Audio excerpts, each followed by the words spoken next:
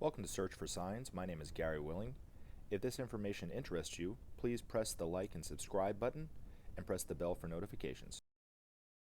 The truth about the law of cause and effect has always been smack dab in the middle of all our faces.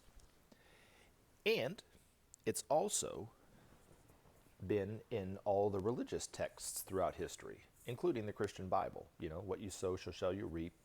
Those who live by the sword shall die by the sword, and so forth. So the Christian Bible is no exception. Now, let's say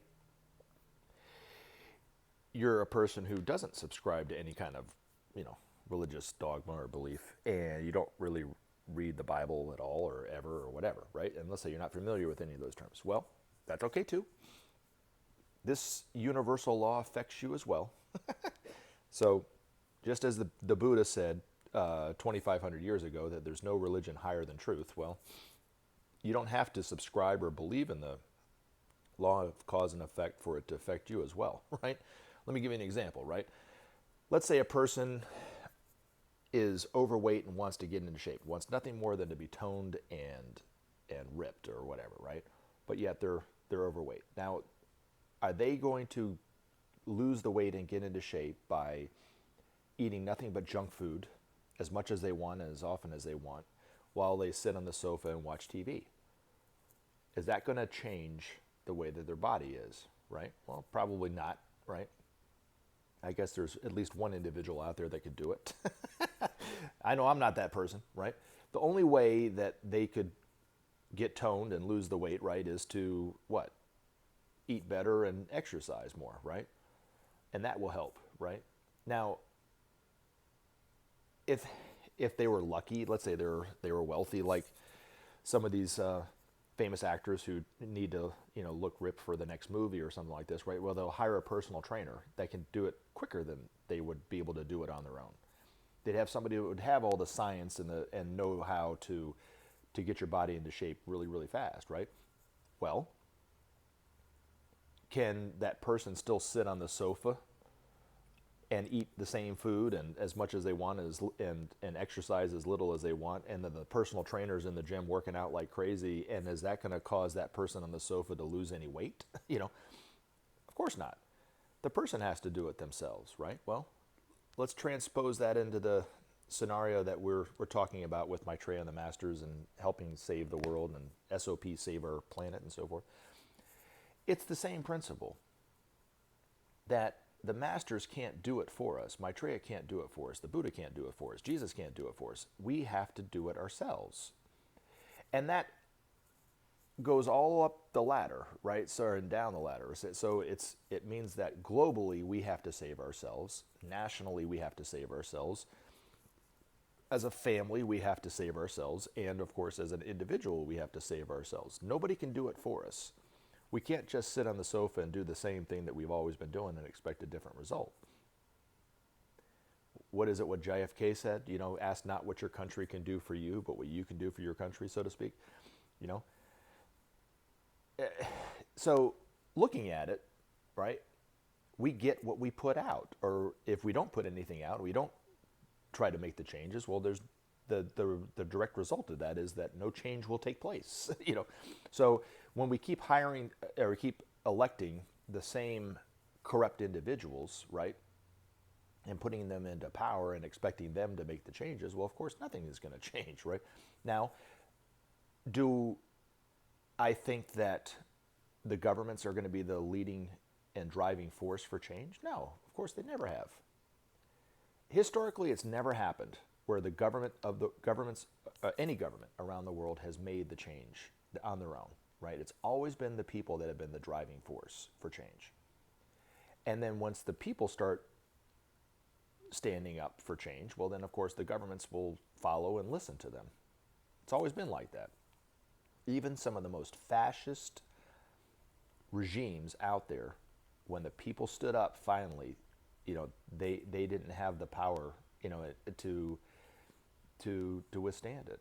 Even if they ruled with an iron fist and fear for decades, right? Once the people said enough's enough and stood up, then those governments toppled and there was a new government that was put in place, right? More for the people maybe, right?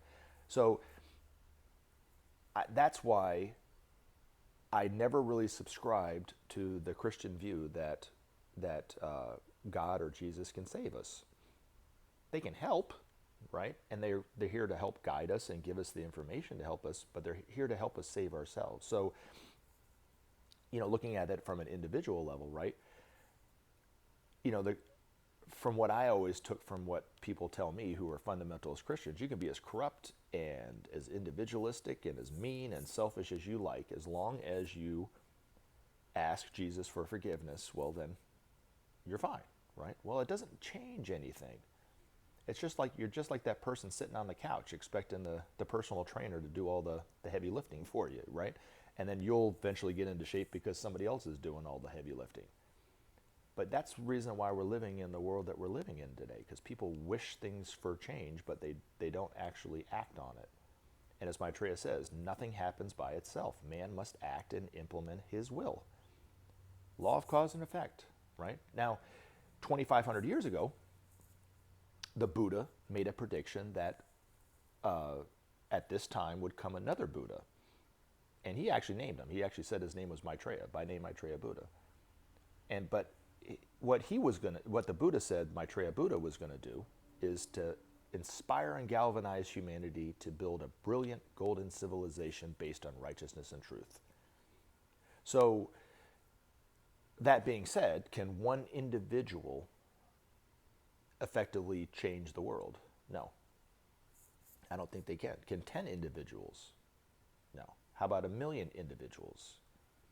How about 1 billion individuals? I don't even think 1 billion individuals can effectively change the situation that we're in today. We're going to have to be one unified voice for change. Now, this is where Maitreya comes in, because he is that Buddha that the Buddha predicted would come back. He's going to help inspire and galvanize humanity to build a brilliant golden civilization. Now, the next question is what's the truth? What was the truth that the Buddha was talking about? The truth of the matter is that we're all one. And that's what he is going to help build a brilliant golden civilization, is based on the truth that there is unity, that we are all one. Right now, our structures are built on greed and competition, which it goes contrary to the truth of the matter that we're one. That's why certain people are living in extreme wealth and others are living in extreme poverty. It's not based on any reality of truth of who we are. It's based on the illusion that we're all separate. But Maitreya is here to remind us that we're all one. We all know it within our hearts. We all knew it when we were kids. But we lost our way. We've forgotten the truth of the matter that we are one. And that's why the masters and Maitreya are here to help inspire and galvanize us. Because when we finally realize, when people finally come to the realization again that the truth of the matter is that we're one, we won't be able to live in a world where even one person goes to bed hungry. So when people talk about the numbers of how many people go to bed hungry every day, how many people die from lack of clean drinking water every single day, the numbers are excessive, right? But if just one person dies of hunger in a world of plenty, where there's more than enough food, but yet one person dies, that's a crime. And it goes against our own nature about ourselves, that we are all one and that we are one family. And that's why the masters and Maitreya are here. It's all about unity. It's about oneness. It's not about belief. If you're a fundamentalist Christian, be a fundamentalist Christian till the day you die. But be a fundamentalist Christian who wants justice in the world. If you're a fundamentalist Republican, be a fundamentalist Republican that wants justice in the world. Peace, sharing, everyone to go to bed with enough food. Be that kind of person. It doesn't matter what your beliefs are. Absolutely not.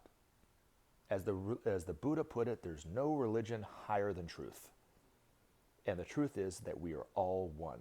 But we all must stand up and act accordingly, that we are all one. And that's why Maitreya is here on TV, speaking directly now for the first time in human history, speaking directly to humanity and he's helping to awaken the truth within our own hearts that we are all one. Thank you. And as always, take action. Help SOP save our planet. Thanks for listening, and we look forward to talking to you again in future videos. Have a great day.